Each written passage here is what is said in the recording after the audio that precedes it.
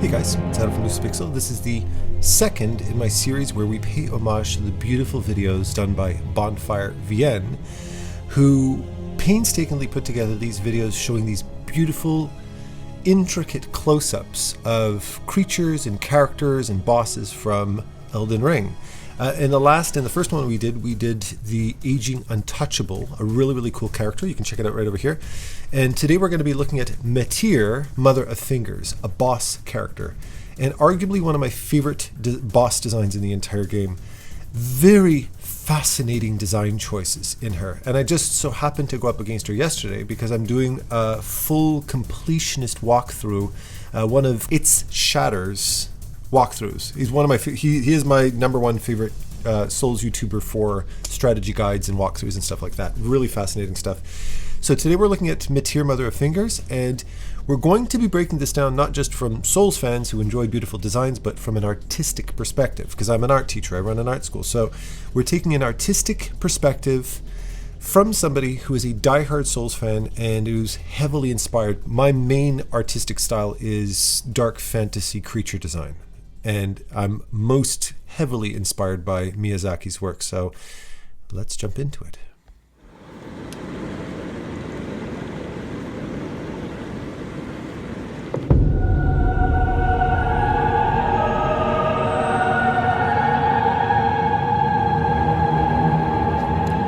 Right off the bat, it was something I noticed yesterday. When you go up against METYR, you don't have to engage her right away. You don't have to start the boss fight right away. You can go into you go into the chamber, and then you have to advance towards her to initiate the fight. And I stopped for a moment and I was just looking around the atmosphere, and it's one of the most engaging, beautiful atmospheres in the entire, like boss arenas in all Souls games. And I kept asking myself the question, what is it about her and her design and the environment that she's in that's not only cohesive as a design, but unsettling? What is it that's unsettling? I wanted to get into the psychology of her design. Well, she's based off of fingers, the design philosophy of fingers and hands, and she's a mother. She's the mother of fingers. And as soon as I realized, yeah, she's the mother of fingers, I realized what all of these tubular designs on the ceiling were. They're intestines, arteries, right? I imagine the tubes that come from the heart. I imagine the actual intestines in and of themselves are not necessarily horrible things. But it depends on the context. In her particular case, I can imagine that the designer wanted to design a character, a creature, a boss that was very emotionally invasive. Like, oof, there's something very, very hard on the eyes about her. And was taking a very biological look at motherhood, the inside of the human body, the uterus, the arteries, the veins, the intestines, etc., right? And that's what we're looking at. It's a very anatomical creature design, which I find absolutely fascinating. I noticed with the Aging Untouchables last week, they had an internal name for that character, meaning what they probably called the creature before she was published, and they kind of came up with a boss name for her. The boss name is METYR, Mother of Fingers, but the internal name was Finger Nursery. And that's important because Finger Nursery is probably the trigger words that inspired the artists to come up with these different ideas. And when we think of nursery, we think of babies, we think of little baby fingers, we think of bellies, we think of all of those different things, the visuals that we associate with birth and life and all that kind of stuff. So that's what we're looking at here. And if you look close up, you can see how a lot of these details can get lost on you if you're not looking closely. But you can see there's all of these little fingers exiting the body, stretching through the skin, that they're literally kind of coming. They're coming out of her essentially. And if you look at the way these fingers have been designed in terms of their shape, you can see that we have these bulging areas, which is what you would expect to see for a pregnant cat, a pregnant human. The belly starts to stretch out, and sometimes depending on where the foot's leaning or the shoulder's leaning, you can see a little kind of lump and bump that move around and stuff like that. So we're definitely getting this pregnancy shape in the hands, And that's combined with other things. So what I find really interesting, how they made METYR a hard to look at character, is we have these bulging egg or pregnancy areas mixed with areas of infection. We have these infected gaping wounds on the body. You mix birth with infection, and this brings in this kind of very unsettling feeling of corruption and oof. Like, it's not something you like to see associated together. This is really tapping into the psychology of life and what it is that makes us feel, you know, normally when we see somebody who's pregnant, we want them to be as healthy and as protected as possible. So when you see infection there, it's a very unsettling feeling. It kind of, it challenges our survival instinct on a very, very fundamental level, which is very, very powerful. The other thing I noticed here was the color choices and the shapes of a lot of these knuckles. A lot of these knuckles are very arthritic looking, aren't they? Swollen, twisted knuckles, which give off this feeling of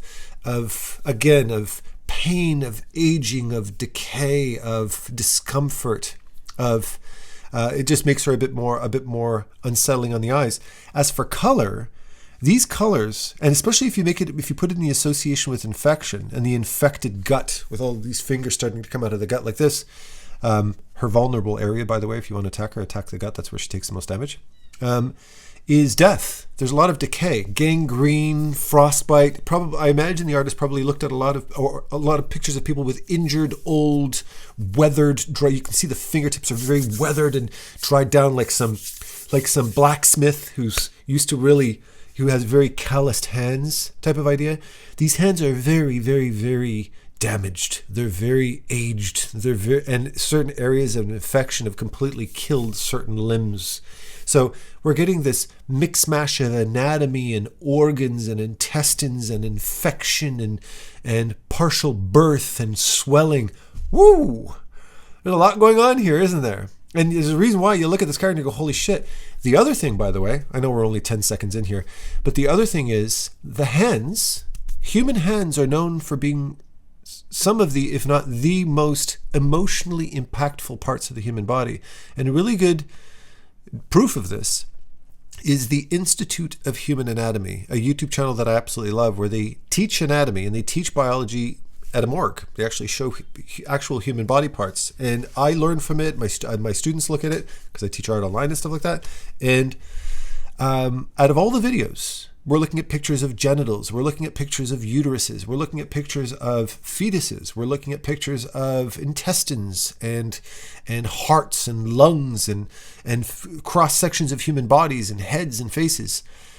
None of those videos have warnings or disclaimers warning you to, this might be upsetting to some viewers. None of them do. We're looking at actual human body parts, except for the hands. If you look at the video where they show the anatomy of the hands, there's a little, the guy who works there, the doctor who does these, there's two doctors that generally do the videos.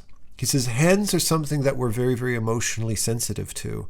And seeing a human hand, a severed human hand, or a cadaver, an actual human hand with the skin removed, and we're just seeing all the tendons and stuff like that, is one of the hardest things for people to look at when it comes to anatomy, which I thought was very interesting.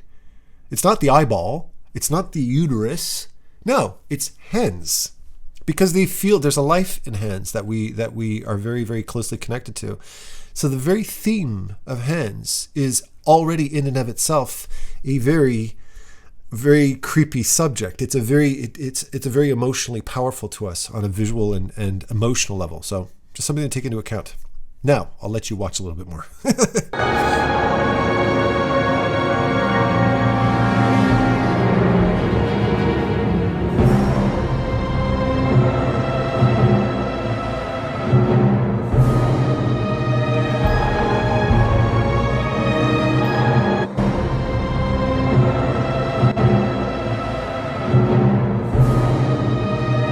I backpedaled a little bit. If you look at that fingertip, again, look at the dirt and grime inside the fingertip, and there's a little kind of like an eyeball thing in there. I guess it's sensor, right? And again, you can see all these bulging sacs with the warped fingerprint texture over there. again, this is showing very, very calloused, very used, aged hands. These aren't nice, clean, hand-washed fingertips with nice, supple skin. This is very dry, dead skin.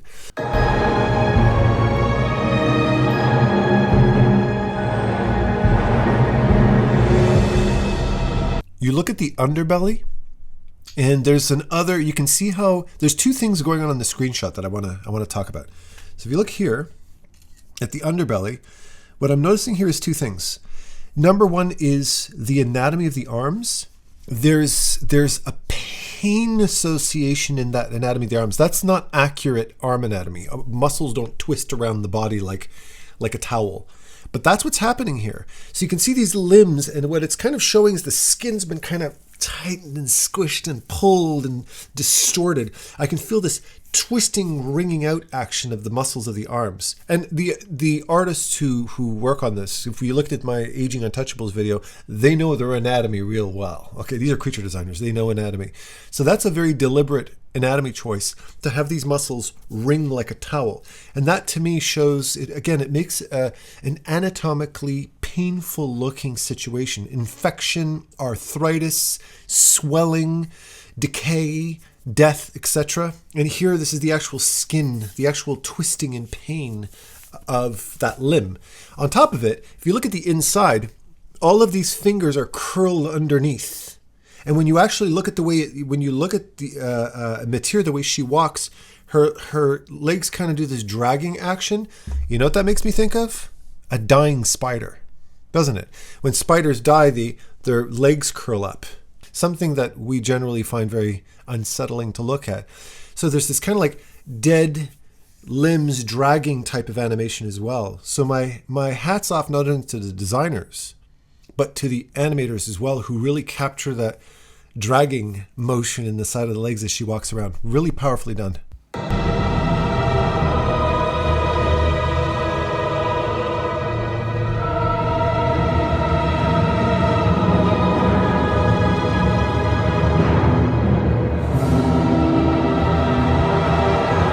Little hints at femininity. When we were looking on the underbelly, you could see the upper section of it was kind of expanding and contracting. So there was a breathing action, so we could feel the life force in her as she's breathing through this. But here, there's also little hints of a feminine shape as well. We've got that bosom shape over here, like that. And then, of course, we get the big pregnant tummy that's very, very infected. That's her gaping infected wound that we attack, right? That's her vulnerable spot.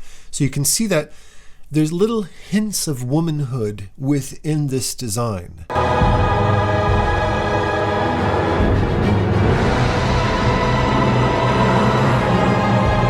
Look at the lighting in this. It's actually a lighting effect. If you look here on the bottom, see that lighting down here? It's yellow. That's actually just kind of a reflected light hitting off the bottom of those shapes. But the whoever was doing the lighting for the scene probably had a bit of a yellowish bottom light, because that yellow has an infection look to it, doesn't it? So it looks, you can see there's kind of, it's really playing on this idea of infection. So not only is the design doing this, but the lighting is also contributing to this infected wound effect.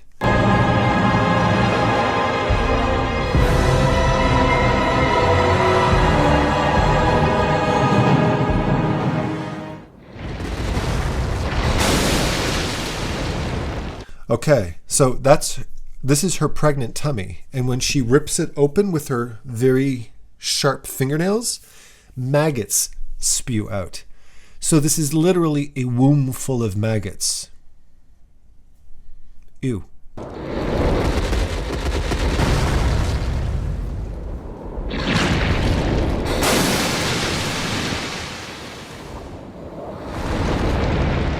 Now, I have 3 kids. I've seen childbirth 3 times myself, and that immediately is recognizable from a father looking at a baby coming into the world as the opening of the, oh, did I screenshot? No, that's the opening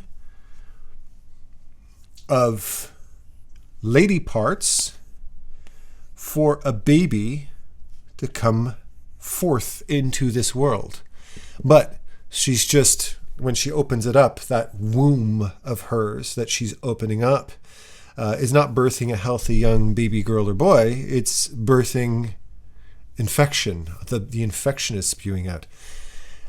The artist, the concept behind this and the artistry behind this holds nothing back, do they? They're being as visceral and as raw with this expression as possible.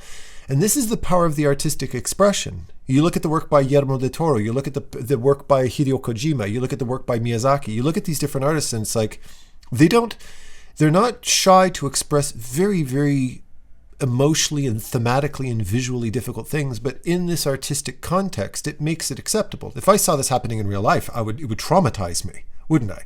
But in an artistic concept, in an artistic context, we accept it as just being this very dark, very, very visceral artistic expression. And what this hopefully is doing for you is it's also encouraging you to be a little bit more courageous with your artistic decisions. Go a little, push your idea a little bit further. Don't worry about judgment. Don't worry about that. 9 times out of 10, you're not going to offend anybody with your designs. So, just as a perfect example.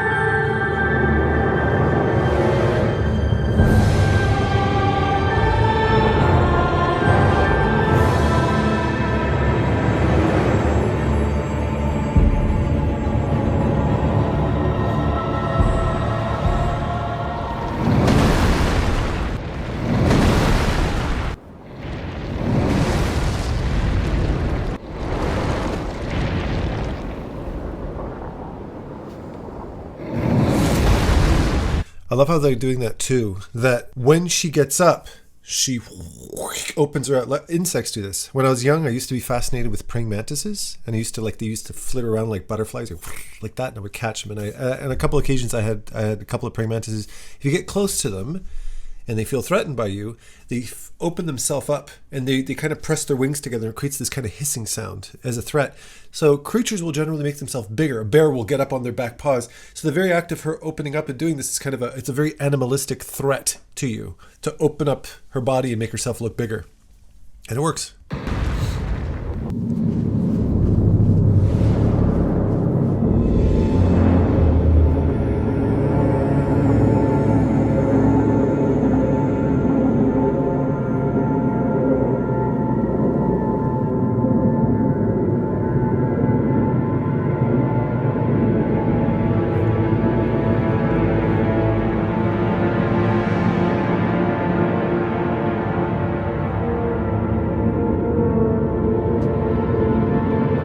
That little dot in the middle of the fingertip, the first thing that makes me think of is like if you have diabetes or something, if you need to get a blood test, right? It's that pinprick right in the middle. So it's a very tiny little pinprick eyeball, if anything.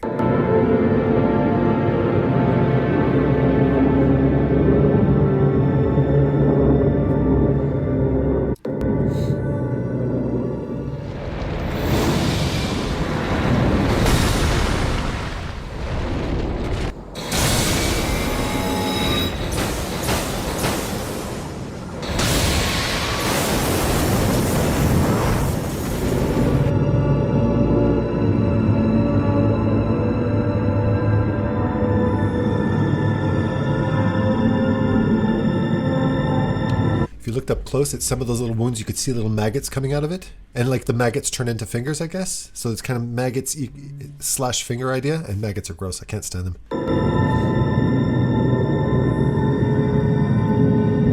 Look at that. You can see a spinal column like that, and that leads into this big muscular type of tail structure like this. There's so many different things. I'm very curious in what inspired that. You can see that even the bones of the spine are all crotchety. There's even the spine is arthritic. So a lot of this is meant to evoke a sense of pain, isn't it?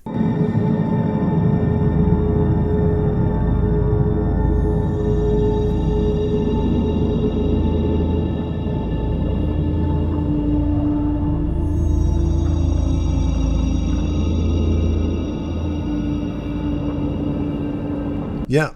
You can see right here, I just caught on to that. So, okay, we can see that we have certain areas where you can see where these fingers have bursted out. But they originate, as far as the actual exiting of the skin, they exit in exactly the same way a maggot would exit a wound. And then they turn into fingers after that. So it's really playing on this that they're this parasite. The fingers are a parasite, essentially. Very interesting.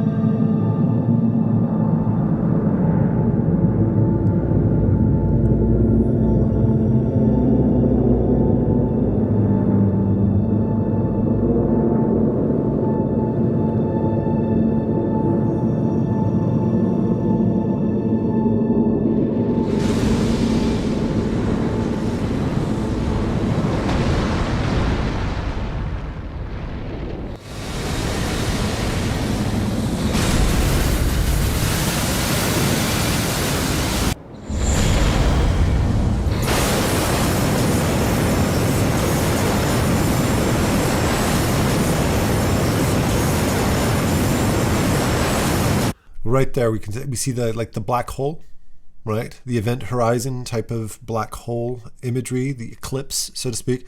So it's again the birth of the birth of the universe, motherhood, the beginning. This very raw look at a creator, essentially. And in the context of the infection and all that kind of stuff is the pain of that. So we're getting this mix of a very powerful, important creature who's also bringing a lot of terrible things into the world at the same time. A mix of power and corruption makes it very, very threatening.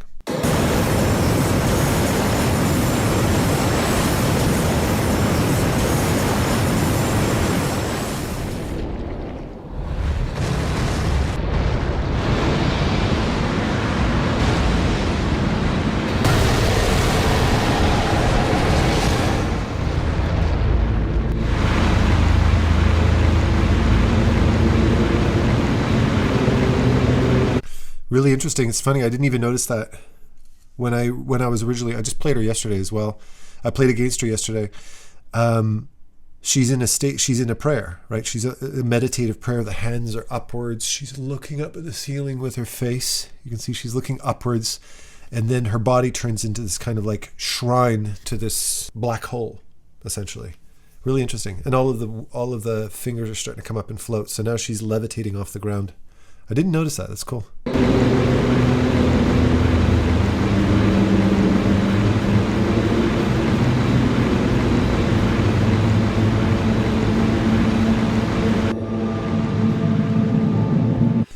I'm noticing something else as well. If you put it in the context of birth, childbirth, there's the pain. Well, not saying that childbirth is this traumatizing. Hopefully not. Right? Hopefully you have a good doctor who takes care of you. But there's all this pain, all of this anguish, all of this hardship, and then all of that culminates into something very beautiful. A life is created through all of this. So we have all of this hardship, but in the end, it gives birth to something very beautiful. In the end, it gives birth to something powerful and celestial. Because it's the only thing that isn't decrepit and maggot infested and everything like that. It's got this beautiful golden glow around it, like watching an actual sunset or an eclipse. So I love that. Bring the beauty into something very dark. The sun. There we go. Okay, so we've got it right there. They named it the sun, so it's in reference to probably a sun, eclipse, black hole, star, etc. The birth of something.